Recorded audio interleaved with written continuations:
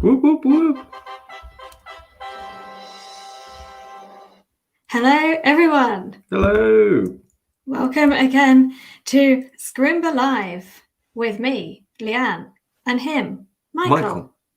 Yeah, we are here today to share with you our developer tips and tricks with a pro dev. That's Michael, right here. So it's very exciting. We've got plenty to get through, so I won't waffle on for too long, actually more than I realized, because I planned out loads of tips and showed him.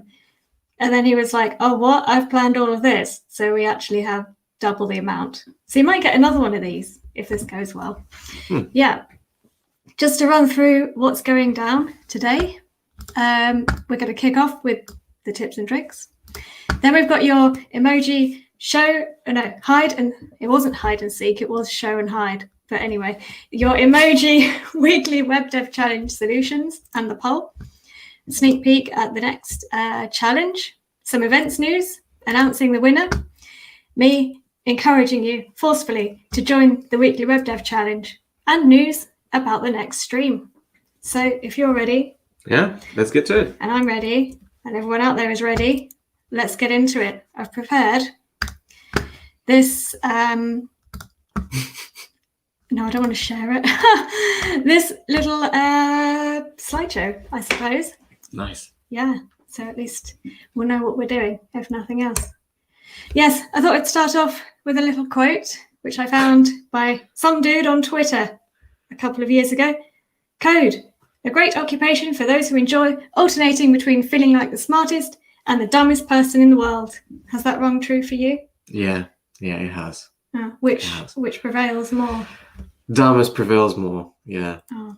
Because smartest doesn't last. But dumbest does. Yeah, but dumbest does, yeah. Oh, that's a shame. But it's worth it in the end. Yeah, definitely. Eureka moments. And hopefully, after watching this, there will be fewer of the feeling dumb moments. 100%. Yeah.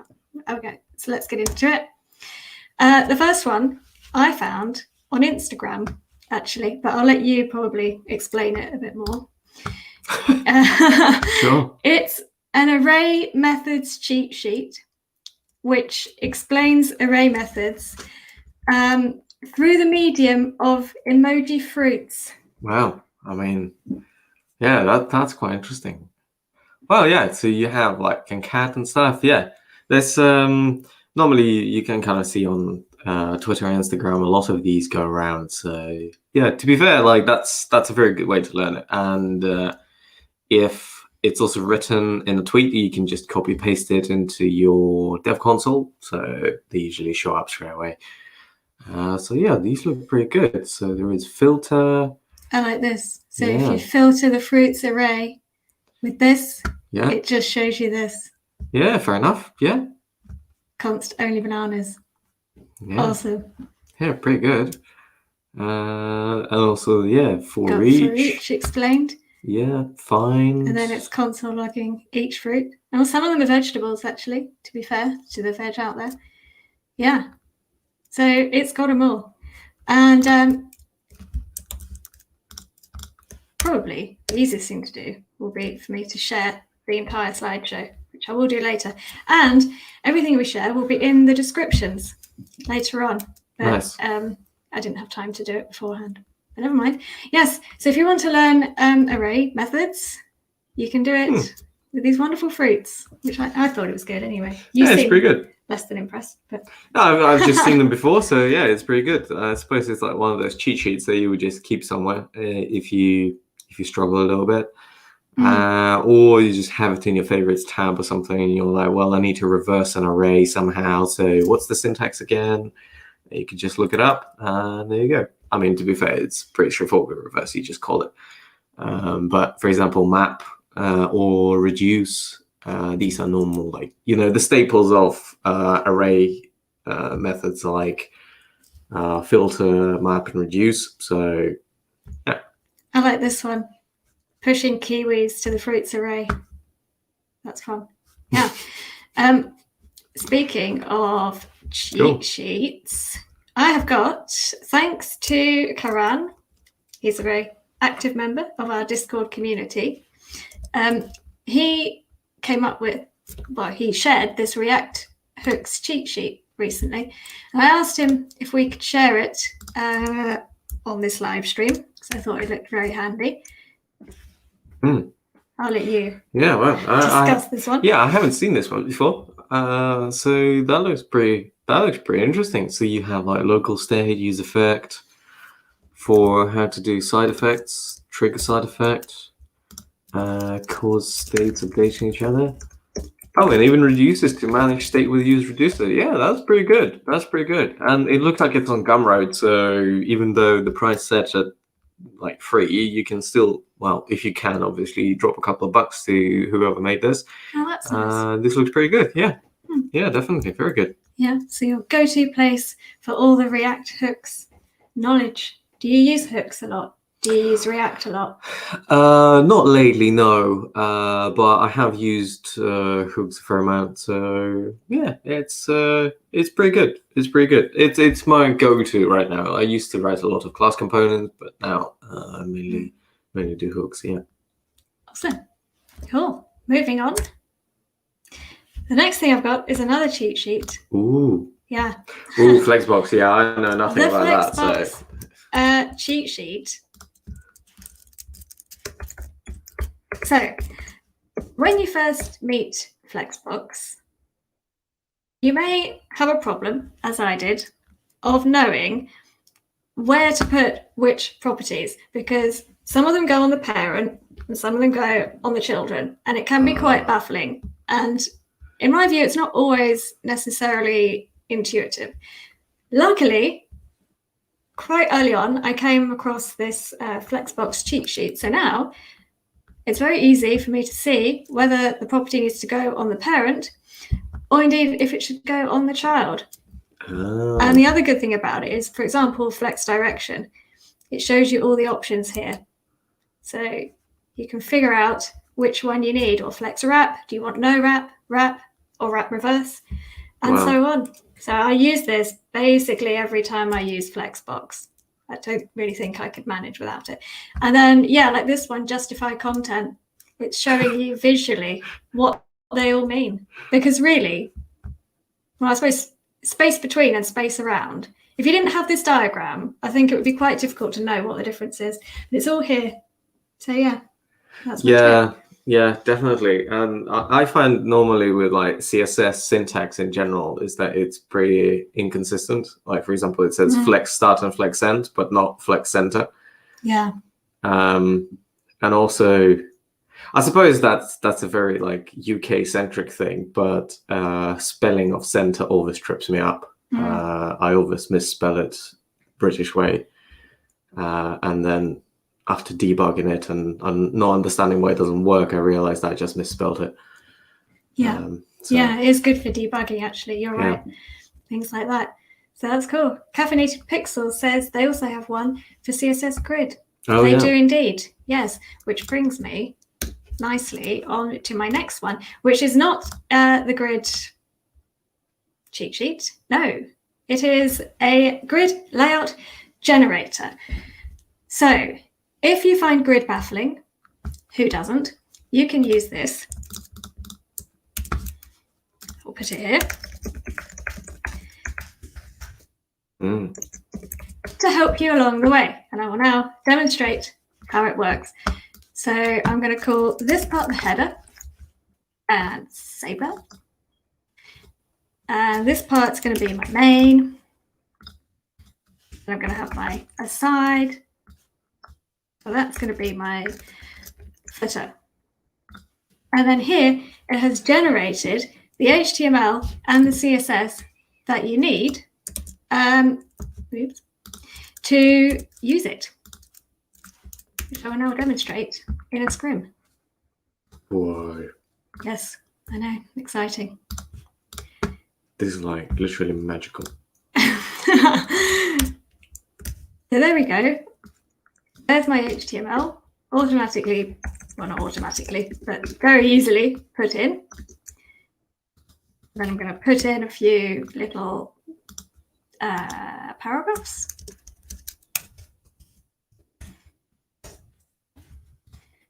While I'm here, I'll fill in the content for my page. So obviously it's going to be a cat website, and then my main is going to be I love cats, and then my side is going to be I also love rabbits, and of course it's copywritten. All good. So that's that, and now I've got my CSS ready to roll. Save that. Copied it wrong. Let's try that again. So you can just hit the copy. So I can. Yeah. Look, I always miss those. There we go. Whoa. Yeah, so you can see it's already generating the grid, but obviously that's not quite what we want. So we're going to go in and add some background color. What color shall we have? Let's have light blue for the header, light coral for the main, light, you can see a theme emerging here, green from either side, and light golden or yellow. How awesome is that? So then, if I wanted to, which I do, I could change my font. What shall I have? 2M Arial. Oh, maybe not 2M. 1.5 Rem Arial. Sans serif. And there we have it. A very simple layout with grid. So that's my tip there. Have I shared it? Yeah. Yes, I have. Good. Yeah, so that's that. That would have taken me like 3 days. Yeah, it can be very tiresome sorting these things out without that. But here we go. That's the grid. And I also have another generator, the box shadow generator. So I like to add box shadows to basically everything. But it can be a bit of a faff figuring out what they are. Turn this in here. But this handy tool does it all for you. Right. So another thing this is good for actually is learning what these different values in the box generator actually mean. Because spread radius, if you see here, is how much it spreads out. Oh, wow. Yeah. And blur I actually radius. had to learn what box shadow is. And that. Yeah. And then it shows you Nice. visually what the blur radius does and so on and so forth. And the vertical length. And it gives you all these prefixes. You can't just have this one. Mozilla. Oh, no. Nice. You have to have all of these, which you can put in. Yeah. And just to prove to you that it actually works. Earlier, I set up a blue box, Right. which I will now add a shadow to. And there we have it. Wow. Lovely. That's pretty neat. Yeah. That is pretty neat.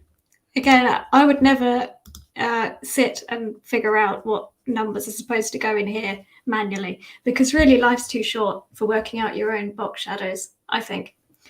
So we've got this instead. Yeah. So that's handy. Yeah, pretty neat. I love the theme of these visual tools for visual things. Yeah, it makes a lot of sense.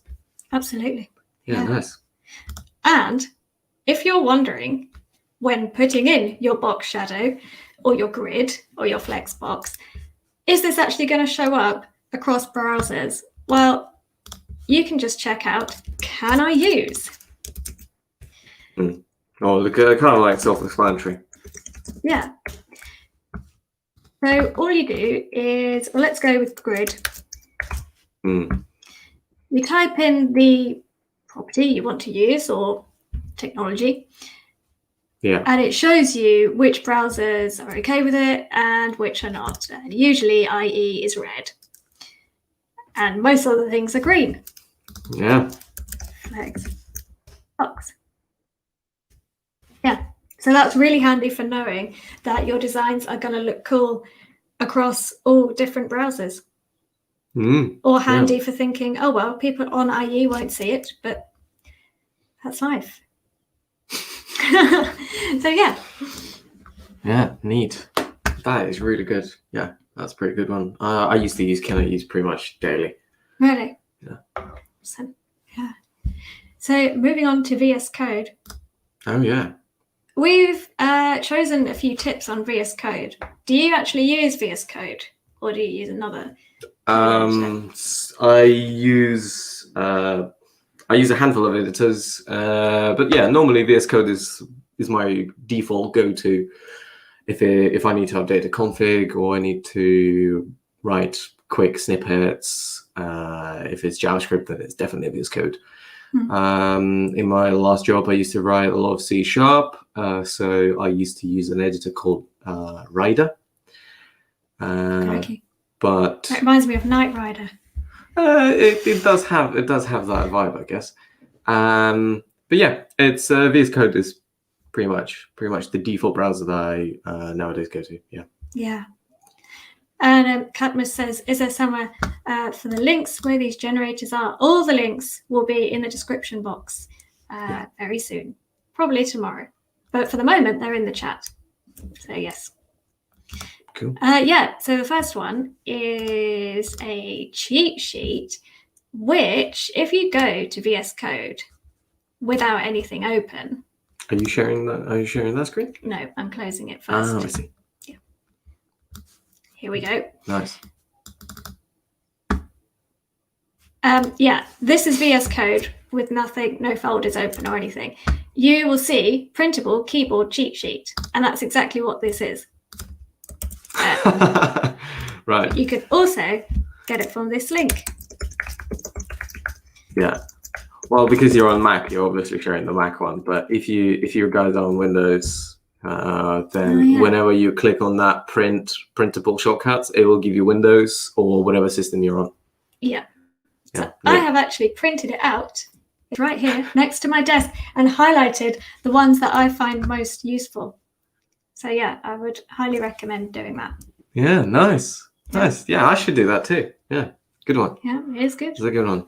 Totally. So the next one is yours, Michael, and that is Live Server.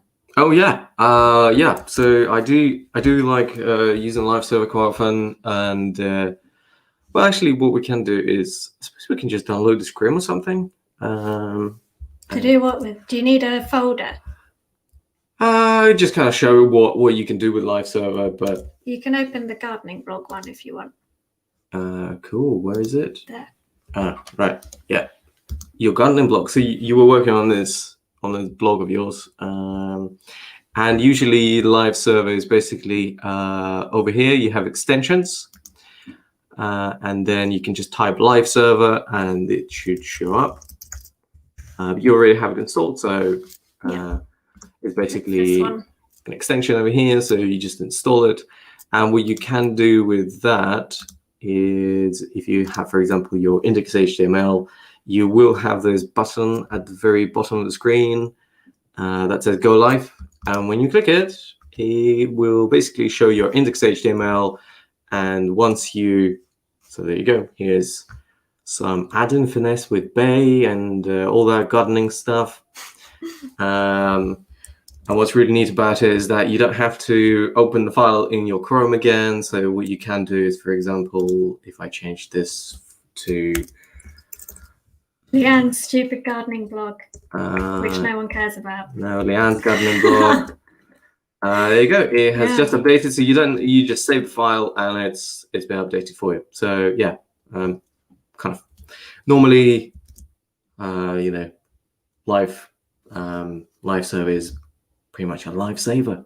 Yeah, it just makes it so much easier when you make changes, because as soon as you hit Control S or you save it, the changes basically automatically reloads the page, so you don't have to then go and reload in the browser, which is a bore. Yeah, it's kind of like, I do realize that it's a bit of a beginner's tip, but sometimes, like I know from my career, I would go for years and then someone tells me something very fundamental, and I'm like, oh, how come I've never known about it?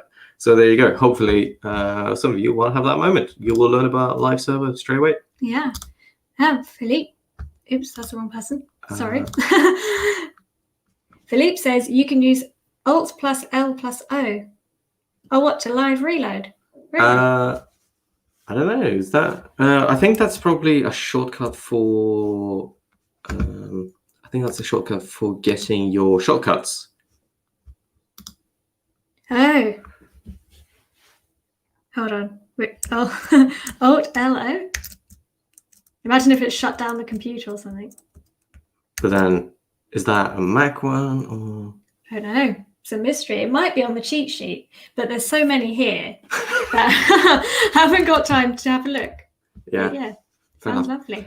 That plugin on VS Code. Yeah. Says. Is it? Yeah. Yes. It's an extension. Yeah. Correct. And I should say as well that they are very easy to install. When you say install it, it sounds like it's going to be a complete pain, but it's literally a case of pressing a button, isn't it? Yeah. Well, there you go. Felipe says instead of pressing the live button. Yeah, there you go. Cool. Interesting. Alt L O. Well, see, there you go. I didn't know that. Yeah. Yeah, we're learning as well. That is good. Cool. Nice one. Thank you. Awesome. What's the next one? Okay, REST client. I have no idea what this is. Yeah. So I'll let you talk. So this one is a little bit more obscure plugin. And obviously it's like, so for one of those days when... So to get it, first off, you go REST client. Is that? Yeah. Yeah, we same installed thing. it earlier. So REST client, and then you basically download that. And what you can do is you can basically make API calls from inside VS Code. So quite often what you do is you have, for example, an API. So let me, so let's say one of my favorite, I think it's called something type placeholder JSON API or something. It's like, oh, there we go. It's called JSON placeholder mock API. So what you can have is basically, for example, you're developing some feature and you need to fetch something from an API. Then you get a response. Then you basically have JSON file and so on. And this mock API basically gives you some basic like posts, comments, albums, photos, to-dos, users. So you can just request it and get on with developing your front-end API. So when you're working with a team and you're working on the front-end part and someone's working on the back-end part, you obviously can start at the same time, and the backend feature wouldn't be ready, so you would use JSON placeholder. But then interim API. Yeah, like an interim API to just mock against. And quite often, what you would need to do, you would have to write some fetch code in your JavaScript, and then, for example, you would. Well, what I used to do is I would wire it to a button just to check that the API works. And then obviously some people use Postman, but I find that a little bit too heavyweight. So basically what I do is I open a new file in VS Code. And over here on the bottom side, so where the mouse is, it says plain text. So I changed that to say HTTP for the protocol. And HTTP is basically the protocol that REST client supports. And what I can do now is I can type get, and it gives me autocomplete. So I can type get, it gives me a URL. So what I can do for now is, for example, copy this URL. And so instead of writing that fetch request and so on, I just write that URL. And now I can make my API request. So I just send request, and there you go. That request has come back. And what's really neat that you don't really get when you do it from console log, with REST client, it's just pure raw HTTP request. So you would see the protocol, the status code, the word for it, then all the headers. And at the very bottom, you would see the body of the request. So for example, I requested to-dos, and here is my to-do. It's got a really wide syntax. It supports variables, all sorts of things. And it's not just get, you can also do post. So for example, let's say users. So this JSON placeholder supports users. So for example, if I want to create a user with this API, I send post, I send it here. And for example, I just want to create some user. So let me just grab, so I'll just grab, for example, someone. And it even writes me like, put headers there, put content here. So I'll put my content. I don't need an ID. Maybe I should create that. And we'll need to do it. Not familiar with your layout. How do you input pounds? Like hashtags. Ah, cool. So I need, oops. So I need, how do you do that again? Option and 3. Option 3. I thought it was Mac command keyboard. 3. Yeah, there we are. And then I can just send that, and there you go. I sent create a request, so you can see that. So I just made a post request, and that just sent that. It says created, gives me the date and all sorts of things, and there you go. Now it says the ID is 11. And I also saw that David Enriquez asked, how does auth work? And auth works just the same way. So for example, normally what you do is you have authorization header, and you would do the same thing. There you go, it autocompletes. So it says authorization, and then I would just type my bearer or basic or whatever. It just goes raw into the file, raw HTTP, so you don't have to update anything. And then you would just write bearer token, whatever the token is, and that's it. You can send out request. And what's really cool is now you can generate code snippet. You can select that request. I think you can then generate code snippet, and then you can choose any language that you code in. Oh, really? So for example, I want to send this request in JavaScript, and I would just write JavaScript. Do I want to use fetch, or do I want to use Axios? I would just write fetch. Don't even mention jQuery. It doesn't exist in our world. And there you go. It created me a snippet of code that I can just copy and paste straight into my JavaScript code, or Python, or whatever language you're using, C#, whatever. So that's cool. Yeah. Once again, REST client, VS Code extension, and obviously Google it. It's got amazing documentation and stuff. So yeah, pretty neat. Cool. Denny says, I'd like to know if this stream will be saved and available to watch later. It sure will. Yeah, definitely. It will be on our YouTube. Godwin says something's blurry. Are we blurry? We might be blurry. I don't mind being blurry, because you get to an age where you don't want to be in 4K. Believe me. If it's the screen, yeah, sorry. I'm not sure. I suppose we could zoom in. Maybe that would help. But let us know. That's the wrong one. Oh, no. There you go. Maybe that's a bit better. Yeah. So that sounds cool. Very nice. We are going to talk a little bit more about this API later. We'll come back to that. Cool. I now want to talk a little bit about Devtools, because I feel that Devtools is something that's really overlooked when people are learning to code. Yeah. Yeah, most definitely. Because for me, I first kind of really learned about it on the job. I don't know about you. Yeah, pretty much. Pretty much. I think when I started, there was like a little blog post about, oh yeah, do Devtools, you can run a console if you hit F12. That's pretty much it. Which I will now do. So here are Devtools. Cool. So when you're developing, if you want to know what your site looks like on a different device, there is a little button here, toggle device toolbar, which you can hit, and then you can choose from a range of different phones and other devices as well. So let's say I want to know what Scrimba looks like on a Galaxy Fold. I will never buy a Galaxy Fold, so the only way for me to know is like this. I don't know. I don't know what a Galaxy Fold actually looks like. I have no idea. This isn't what I was expecting. I thought it was going to be like two screens next to each other. So I don't even know. Rather disappointing. Okay, let's check out. Yeah, the iPhone. Ooh, very nice. So that is very handy when you're developing. You can figure out if it looks good or if it looks disastrous. We could actually watch ourselves in this. But we won't, because I think the computer might blow up.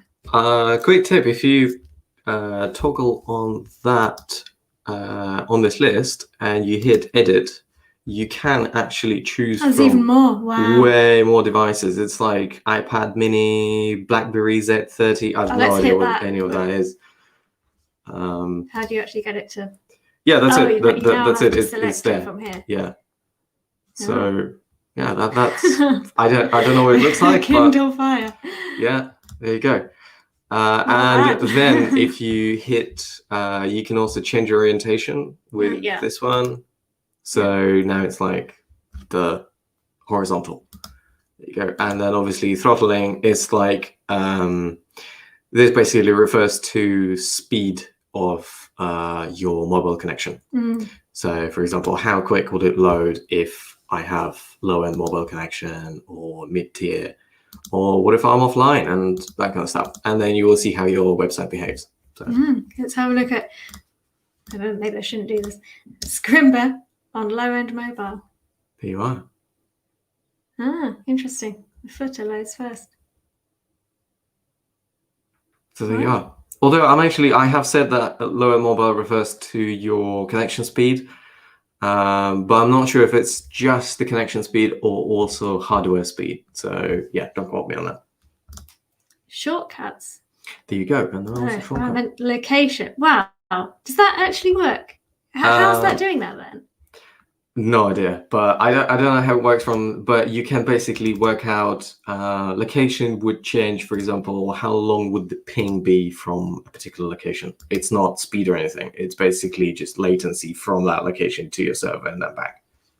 Wow. How do you actually use it? So I'm clicking it, it's not doing anything. I think that should just do it. Oh, this is it.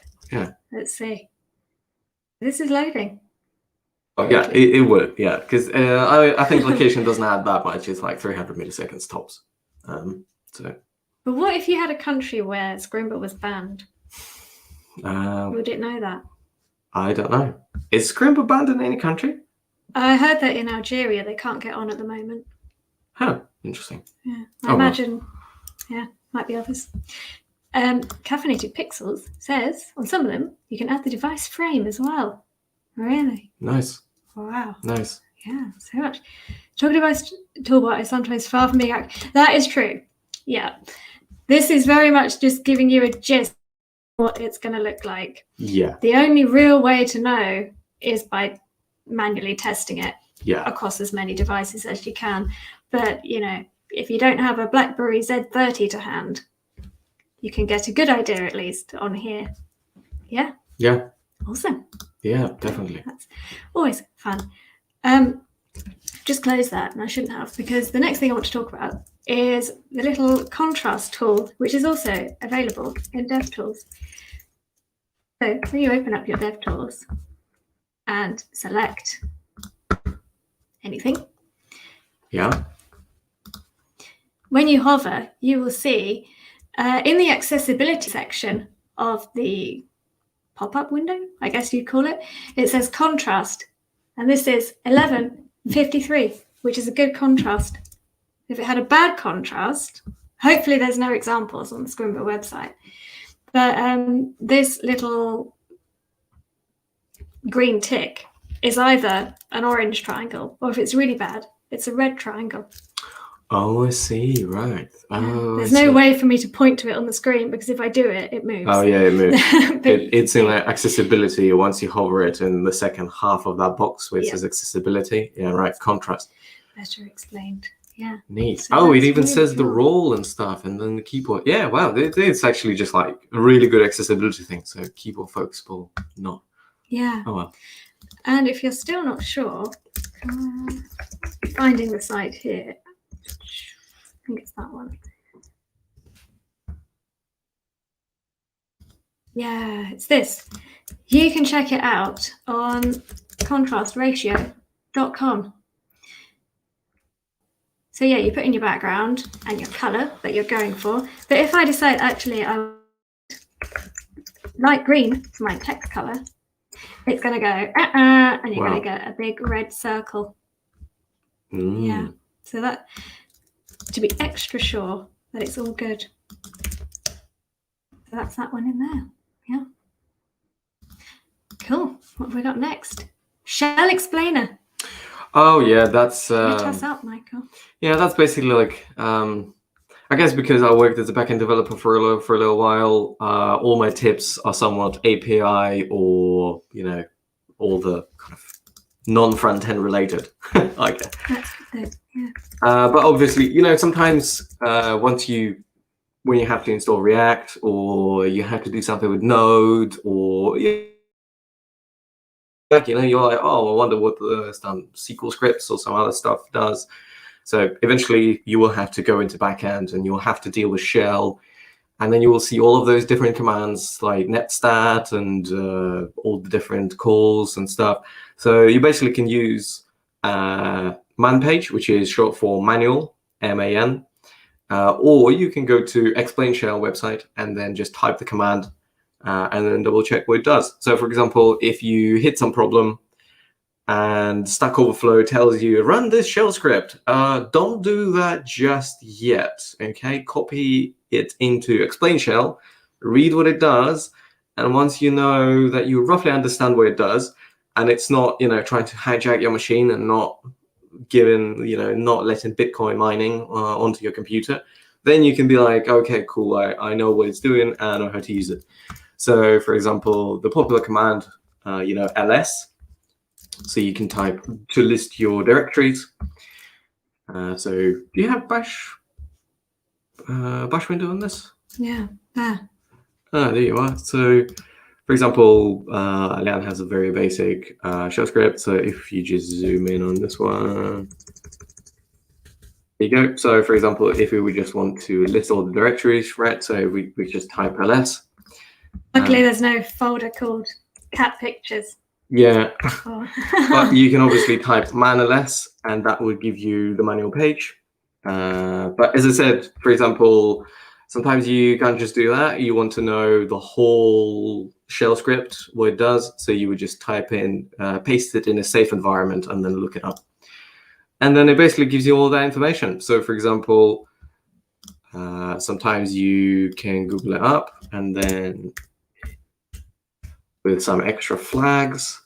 And then it gives you even the explanation of the flags that you used and by the position. So for example, I said list directories, long listing format, list all, and make it human readable. That's my favorite one. Make everything human readable. Because, why wouldn't I? Totally. I've recently come across one. Kill all. Yeah. There you go. Kill processes by name. Yeah. That sounds very Terminator-like. And you were using it to move, what was it? To move your dock from one screen to another. Yeah, I have a really annoying problem. You've probably seen me do it on the live stream. My dock keeps moving from one screen to another, but it never moves back. And I finally had enough of it one day and researched. Well, really, I wanted to know how to prevent that from happening. Apparently, Apple being Apple, there is no way to prevent that. Right. And all you can do is run kill the process. sudo kill all doc. Yeah. And then boom.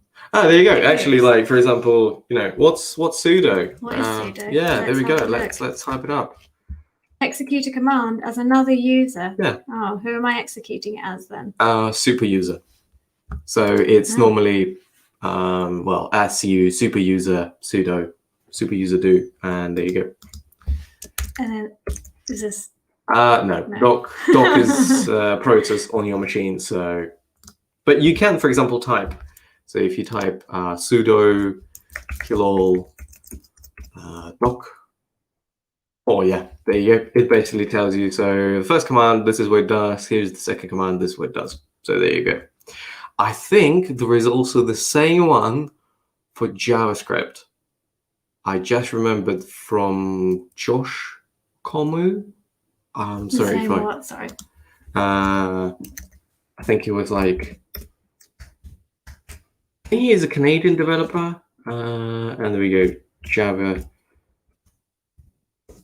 It's like explain JavaScript or something. I think explain JS. Yeah, let's try and explain JavaScript. Operator lookup. So you can, for example, look up the different operators in JavaScript. So it's a very similar idea. That's cool. So if you're like, oh yeah, what is this? The double ampersand? Oh, I don't know. Or for example, I think someone asked us like, what's a question mark and a colon in JavaScript? So there you go. Here is a question mark. You can type that. So what's the question mark? And there you go. It tells you what it is and even explains how to use it. Awesome.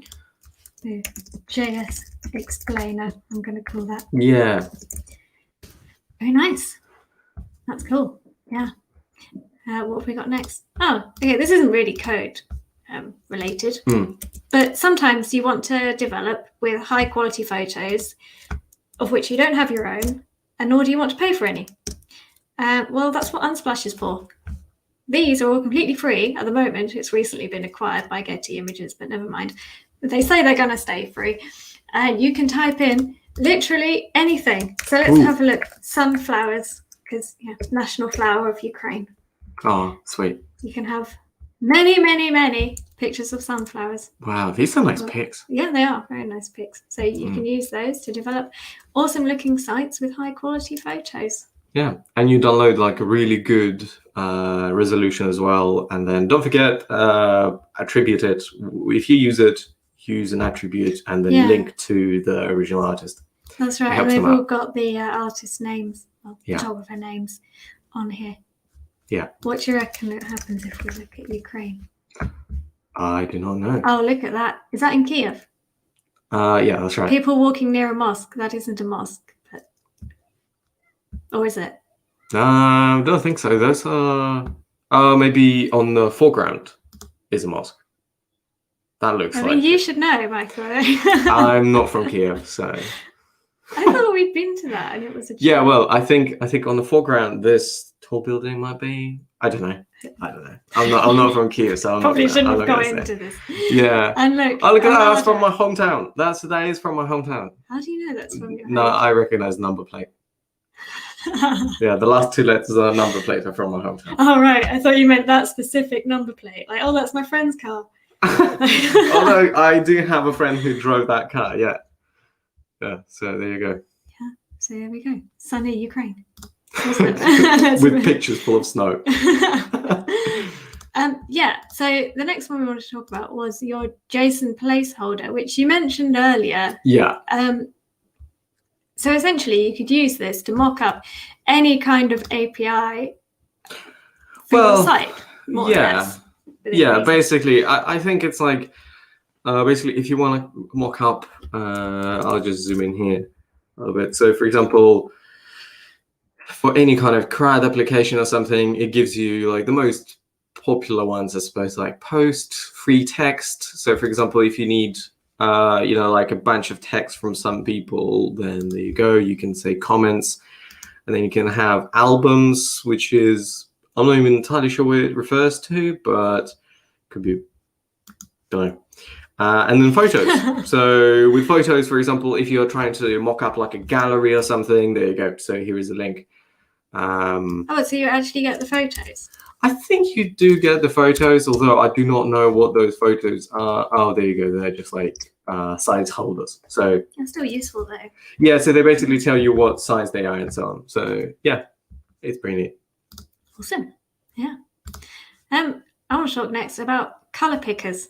There are two options, easy options for color pickers. One is this Google color picker, and here is the Google color picker. So you can slam your little circle down, and then you get the color in hex, RGB, CMYK, whatever that is, and these. So that's nice. Wow. Okay. But I also like to use, for a little bit more flexibility, W3 schools. I know people hate on W3 schools. I don't really understand why. I think it's quite useful. But what's nice about it is you can pick one here, but then you can select lighter or darker shades. So if you get a color in and you like it, but it's just a little bit too light or too dark, you can come in here and select a more suitable hue. Is that hue? Anyway, darkness. So yeah, that's my recommendation for color pickers. Neat. I think so. Yeah.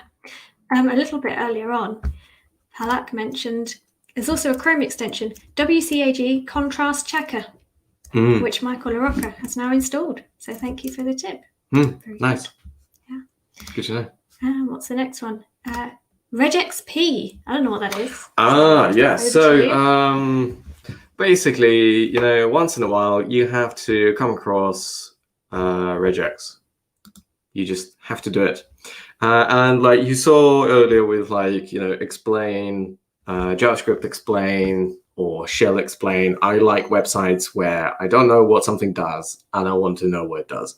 So RegexExplain is basically a site that does that. So all right, that's good. I think so. For example, whoops, sorry, that's the wrong link. Nope. I thought it just literally said RegexExplain. Anyway, so we'll just go RegexExplainer. Or maybe that's, oh yeah, okay, sorry. It was regex. So there you go. Anyway, so it's at regexr.com. But if you just type RegexExplainer into Google, that should do it. Yeah. There you go. And what's really cool about this is here for later. Yeah. Find it again. Okay. Yep. Yeah. So, and what's really cool about this is that you basically paste your regex into here, and inside of your capturing groups, it tells you what it means. So, for example, you hover over it, and it says that between the races, it's a capturing group which captures multiple tokens, extracting a substring using back reference. And then it says that between the square brackets, it's a character set, matching a character in the set. And then it says A to Z. And then it says /W means a word, and plus means match one or more preceding tokens. And even more than that, what you can do, so basically this regex says capture every word that begins with a capital letter. That's all it does.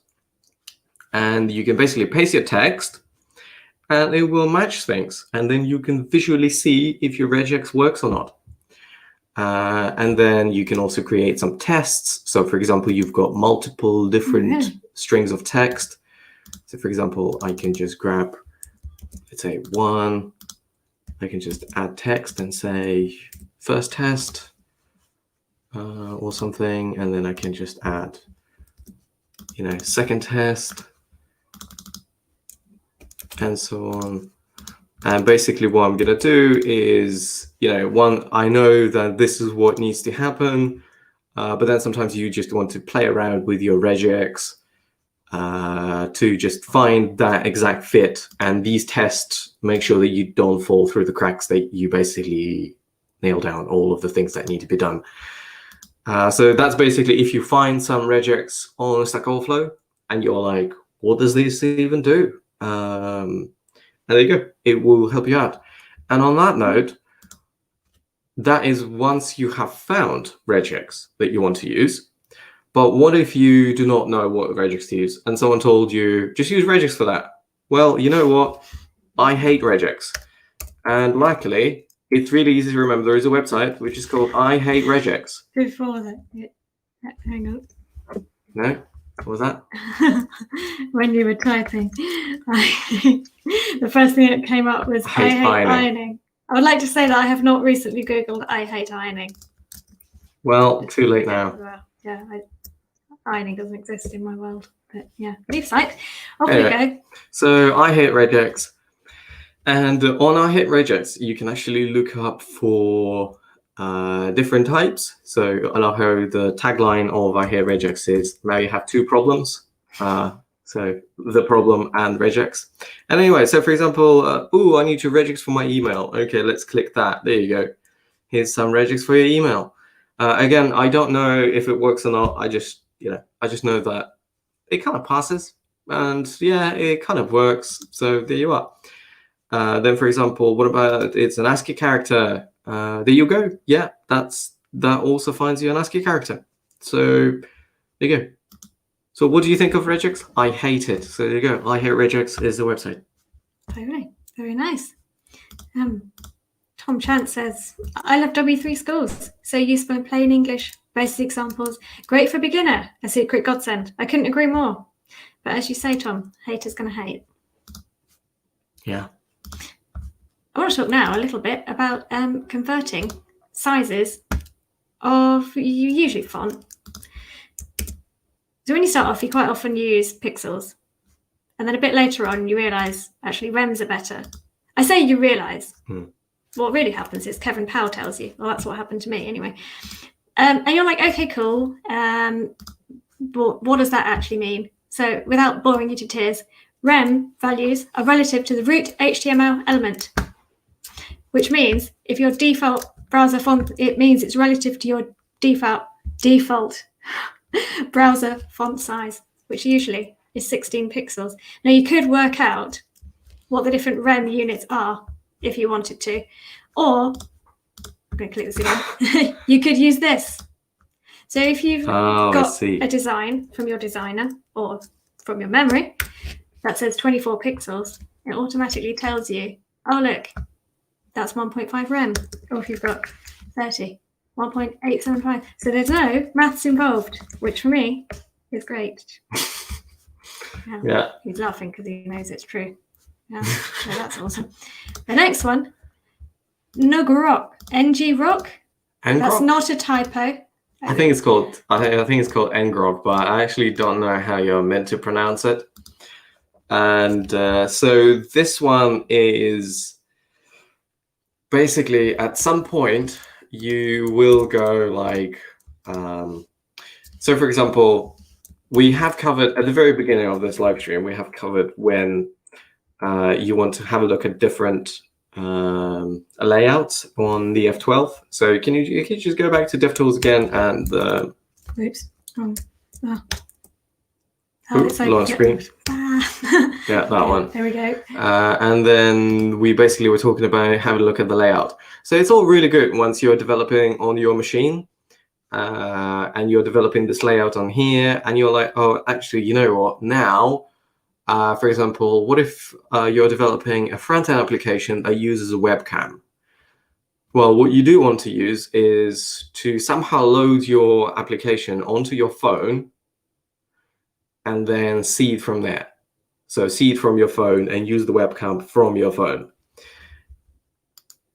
There is a way to do it with like Android Studio and the Apple Studio and stuff, but it's really painful.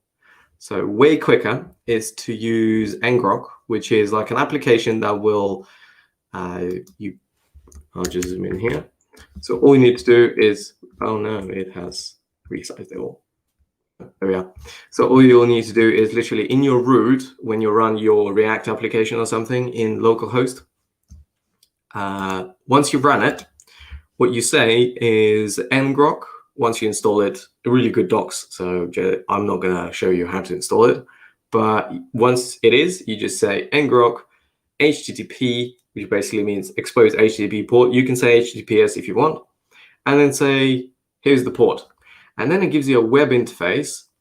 And it says forwarding. And it will give you some kind of identifier. So once you type that address on your phone, your local host page will load. And then you can basically work as if in the browser on your mobile phone or your iPad or your tablet or Kindle or whatever you want. So it's really super nifty, super quick, but also they obviously say, you know, you can do it for testing your chatbots, for testing SSH access, and you can do all sorts of things like webhooks. So tons of use for it. There you go, webhook integration. But, you know, once you're starting out and you're doing a layout, yeah, for your mobile phones, you can definitely use ngrok. And you don't have to like deploy your app on Netlify, then go and check it. Does it work? Does it not? Oh, fix the bug, deploy it again, and so on. So what you can do is just through ngrok straight away. That's awesome. Cool. Yeah. And the final tip is a little bit old school, and that is a notepad, a pencil, and a whiteboard. Would you like to tell us your... Oh. God. Your thoughts on this? That's why you were taking that picture. I see. Yeah, I thought that was obvious. I don't know. You just said Apparently like, not. can you hold the cat? I'll take the picture. And I was like, why? Why do I need to do that? Anyway, yeah, I'm quite a big proponent to take notes, and if I hit a particularly hard problem, I just tend to think about it. Always a good first step. I can't really just think about it in my head. I kind of have to write it down or walk through it. And yeah, because we're working now from home, I was like, you know what? I'm just gonna splash out. I think it was like 20 pounds, and I got myself a whiteboard. So yeah, I've used it pretty much daily. It's been amazing. I love it. And Has it? yeah, I love it. And I think that's probably because I used to be a teacher, so solving problems on a whiteboard or explaining something on the whiteboard is kind of quite natural. You just missed that dry wipe action. Yeah, I guess. So get yourself a whiteboard, or if you're short on wall space, you could also use a notepad or a pencil. Yeah, definitely. But write that problem down. Yeah, exactly. But I quite like to stand up when I think about something. So yeah, it helps. Awesome. Yeah. So those are our tips for today. So now you guys have achieved web dev wizardry. Right. Yeah. So that's look, that. There is also a tip from Martin Webb. Yep. Amazing start to step through what your code does. PythonTutor.com. Oh, thank you very much. Yes, PythonTutor.com. I was actually I spent like ages Googling for this site the other day because I remember seeing it, but I couldn't find what the name of it is. Yeah, so great. I love that site. Yeah, and when I started out with Python, it was great, but obviously got JavaScript as well. Yeah, it's got JavaScript now. It's got C++, Ruby, TypeScript. Oh, it says now unsupported. Oh well. Oh well. But like you can, for example, go var a equals, and I know people are gonna be like throwing tomatoes at me for using the var, but I don't care. And then, for example, you can say, can you just write function or something? Function call. Yeah, I just.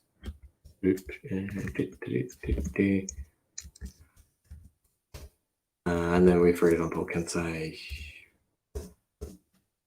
var b equals a, and then we can say return. I'm just typing some gibberish, okay? This is not anything particular. And then once you rather ominous button, visualize execution. Well, yeah, and then for example, you can just write. Whoops. Okay, you can just write call, and then so like you have a variable, you have a function, and then you just call that function. So I think if you just call it visualize execution, there you go. It basically steps you line by line through your code. It gives you frames and it gives you objects, and then you could say, okay, what's the next one? So now I have. So in the global frame, I have a variable called a. Now I have a variable called call, and now I'm calling it. So there we are. We're creating variable b. Now it becomes this string, and now we're returning this return value. So it's really good to basically visualize what your code does, how it works, and so on. I remember it was invaluable to understand like memory allocations, references. It's been really good when I was learning Python. So definitely, like it's now really good support for JavaScript. So do pick it up, do use it. And for example, if you want like topics to explore, for example, if you're learning in JavaScript about scope or hoisting, I can see that would be useful for that. Then definitely, or for example, closures. You're learning about closures. You can write a closure and you can step line by line and see how it shows up on frames, on objects, what happens inside, what's a global variable, what's not. These topics are amazing on this website, so definitely use it. Super cool. Thank you, Martin, for that. Yeah. Bart says that looks very useful for reverse engineering. Yeah, pretty much. Indeed, yes. Okay, so that's our tips for this time. If you liked this, let us know. And we have plenty of other tips, so we can do a whole other show if you want. Yeah. But for now, let's move on to the weekly web dev solutions. Bit quiet, but never mind. Okay, yeah. So we had emojis. Were the task, that one which didn't go so well when we tried to demo it, but we won't talk about that, will we? I sold it in the end, so it's all you good. did, yes. You can check that out on our YouTube channel. But here's what some other people did. We've got Palak, who has made this kind of mood board, I guess. Ooh. It tells you about your personality according to your favorite emoji. So choose your favorite emoji from these, Michael. Ooh, I quite like the one with heart eyes. All right, then. What does it say? Oh, wow, okay. You're joyous and kind and love spreading positivity. Oh, thank you. You never do anything halfway. Well, that's a lie. I thought you'd go for this one. Really? Why? This reminds me of you. Because do you remember you had that pair of sunglasses that melted in the sun? Yeah, I did. Which would have said, you're too cool for school. Oh. Yeah, you're off and out doing exciting and interesting things. Am I? I mean, maybe, yeah. But, I mean, I have skipped a fair amount of school when I was in school. Please don't tell my parents. Well, I can't speak to your parents unless I learn Russian. Yeah, so true. No worry about that one. Let's move on. Oh, this is cool. We have got from Ambreen. Right, nice. A stay safe from COVID-19 emoji drag and drop game. So you have to match the emojis to the suggested behaviors of how to stay safe. So don't touch your face. Which one do you reckon that is? That's the first one. Yeah. Yeah, and then when you get it, it's green. Nice. Don't sneeze into your hands. Hell, I thought you're supposed to sneeze into your hands. Oh, as in like. Well, that's what you've been doing wrong, Michael. Well, no, as in like you sneeze into a tissue in your hands, right? So you don't just sneeze out. Well, according to this, we should be sneezing into our elbows. Well, yeah, but that's if you don't have the tissue. So if you have a tissue, sneeze into a tissue. If you don't have hands, then. But I suppose, yeah. Wash your hands often. I reckon that. There you are. Wearing a mask in public. Oh, look, this. I mean, this is just great. I think we should share this everywhere. No handshakes. Yeah, no more handshakes ever. No close contact. I think it's that. Oh, it's not that. I think it is. No? Oh, that's probably keep your distance. Oh, no, it's that one. Yeah, there you are. No large gatherings. So the football stadium is banned. Right, nice. Sadly for us. We've got concert tickets, which have been deferred a year. Yeah. Hopefully, we'll see Rammstein in Coventry in 2022. Keep a reasonable distance from others. I reckon that's that. Yeah. Leave packages at door for no contact delivery. And there we have them all. Wow, that is amazing. Like you can actually convey all of that information just with emojis. Yeah, I told you emojis were good. Wow. Yeah, awesome. Then we've got this one. Who's this from? Eva. Right. See how well you do with this. See if you know what to do. Oh, it's that memory game. So you're like, okay, Yep. well, it's the box. Box and the cat. Box, cat, box, cat, dog. I can tell you 6 is the top I'm gonna get. You might surprise yourself, Michael. So come on, have box, faith. cat, dog, box, box, cat, dog, box, cat. Yeah, fair enough. Oh, okay, interesting. So, I memorize it, well, basically as a path rather than an object. So I don't have to memorize too much. So, Oh, no, 6. I think it was a dog. Yeah, there you are. Oh, look, you've got 7. Woohoo, yes. Well, if that's this- because I've got tips and tricks on how to do these memory games. We'll make another live stream about that. There you are. So see, look, you have surprised yourself. Yeah, I have. Well, I can't remember more than 6 things at a time, which is why I've developed these like little tricks that help me deal with these things. Is this something you come across a lot that you need to do? Oh no, was it the box and then the fish? Yeah, there you go. Well, there you go. I'll stop here. Yeah, from time to time. I think like as a web developer, it usually helps to recognize patterns and try to memorize them.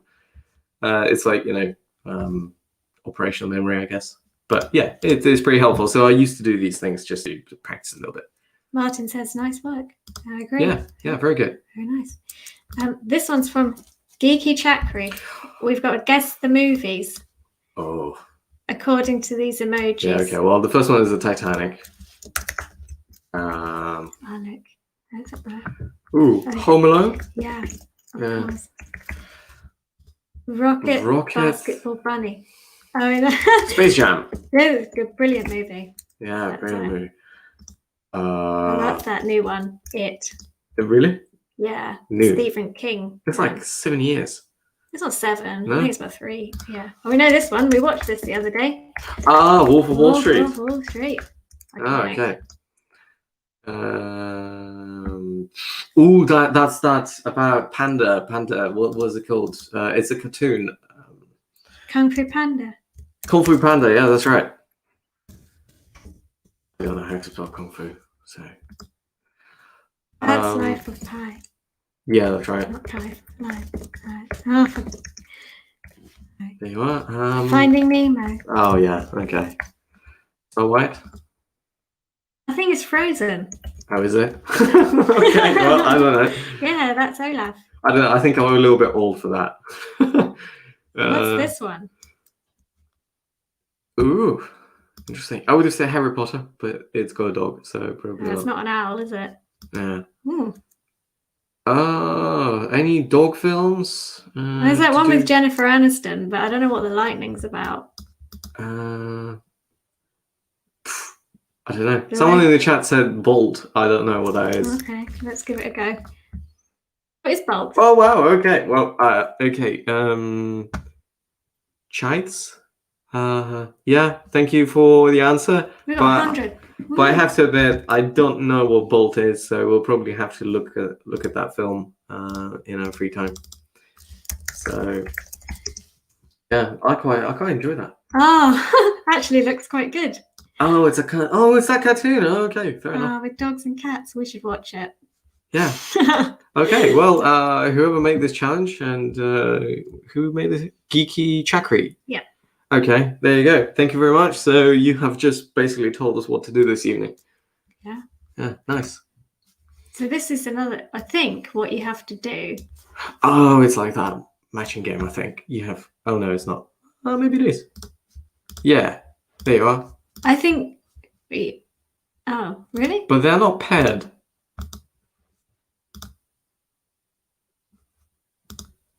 Yeah, so if you... Oh, no, I know what you have to do. Yeah, take a good look at them, Michael. Right. And now you have to remember what they all are. Okay. I think. Right. Who's this by? Adina. Okay, so hide the cards. Okay. Oops. The other... Right, so once you click on... What was it? Oh, right, hang on. Yeah, it's that. It's a memory matching game. So Chilly. there you are. I don't think there is like, oh. Yeah, I think a rabbit and a rabbit. There you are. And then... Ooh, cherries. Anyway, I like it. No. Very nice effect. It's good. Now we have Lucky Victory with an emoji island. So then when you click it, it says, hold on, I'm fixing the lights. And then this little bouncing man. Right. WTF is that? I like the effect of the door opening. And then the doors shut a little bit afterwards. I think it's cool. I like this island. It reminds me of James Bond. Does it? Yeah, there's one James Bond where that looks like that. Very nice. And then we have. Oh yeah, I think I know what you mean. The man with the golden gun. They all merge into one. We still haven't watched all of the James Bonds. So I don't think anyone has. We got to Roger Moore.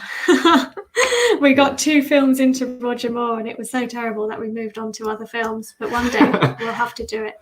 Anyway, Renzo made this. Nice. Oh wow. Whoa. I just love how crazy it is. Yeah. Wow. Oh wow. Okay. Woohoo. Woof.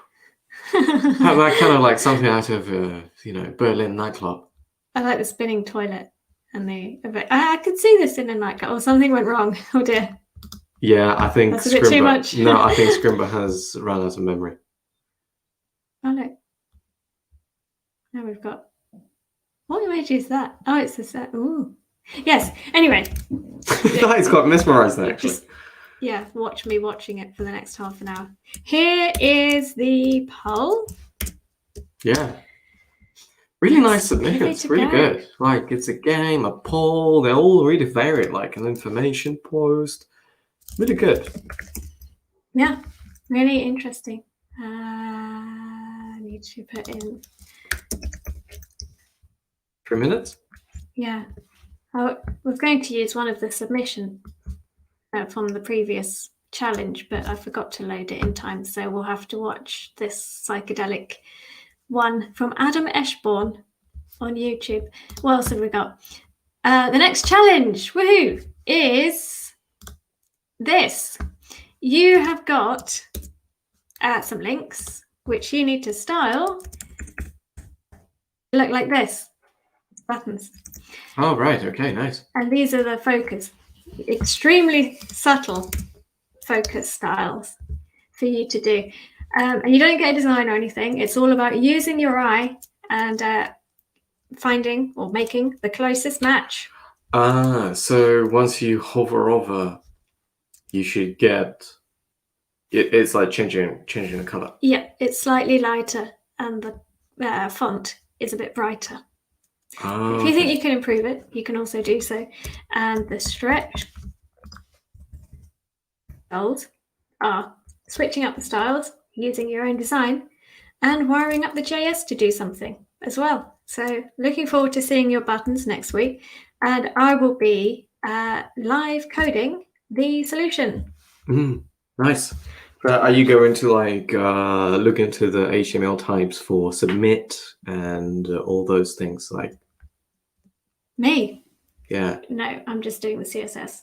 Oh, okay, fair enough. You can do it if you want. No, I mean like the HTML. Like I don't know if it's an accessibility feature or what, because I don't know HTML that well. So like the button type submit, or is it button type? I don't know, something else. I'm not sure those are buttons though. Isn't that when you do an actual button? Oh, that's on the form. Yeah, sorry. Yeah, this is a link. Yeah. Which is styled to look like a button. And we could get into a debate about when to use which one, but fair enough. We don't want to be bores, do we? Fair enough. It's more of a design. It's more of a design thing rather than. I get it. I do wonder if links are the way to go, but lots of people use them, so that's what I've done. Events. Moving on, tomorrow is the community meetup with Alex. Oh, okay. So that would be nice. You can check all these out on your Scrimba dashboard. And then on Friday, we're back again with Tea and Code. We're going to be coding something. Well, I don't know what. Are we going to code this? Well, I was going to do that in the next one, but thinking about it, it probably would be better to do it in this one, wouldn't it? Yeah. And then on Monday, you're going to be opening your office hour again, asking code questions or answering them. That's right. Yeah. Feel free to tune in, ask questions about all sorts of things, or, your code doesn't work or something else. Maybe you've got a bug somewhere, we can figure it out. Yeah. Come on down. The timer has finished. And now it's restarted. So I'm going to close the window. Cool.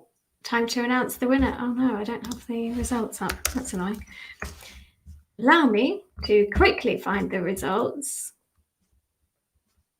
Oh no, I couldn't vote this time around. I like voting, but here you go.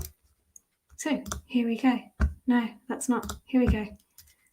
The winner is Are we ready? Who? Oh, interesting.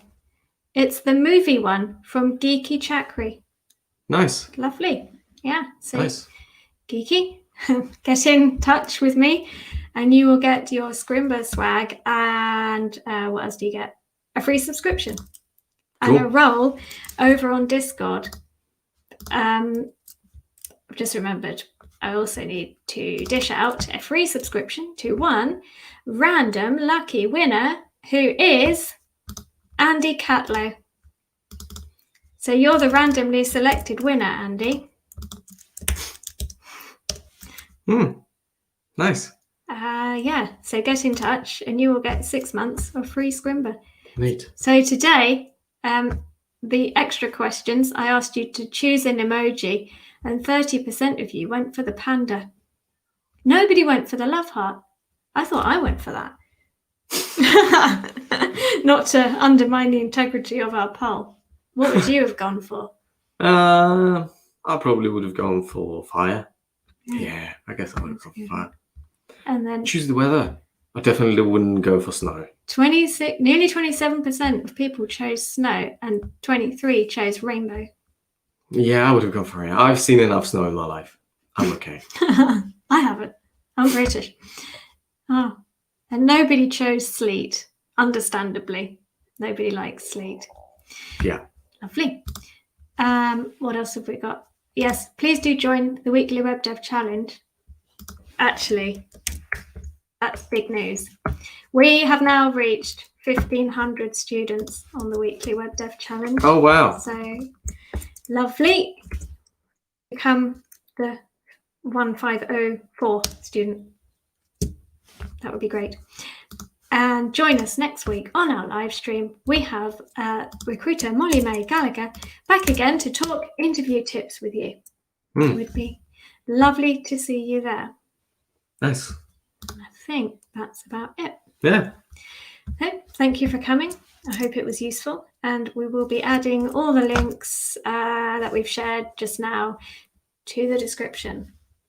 Probably tomorrow. Well, definitely tomorrow. Yes. Okay then. Lovely. Have a nice evening or day or night. Happy coding.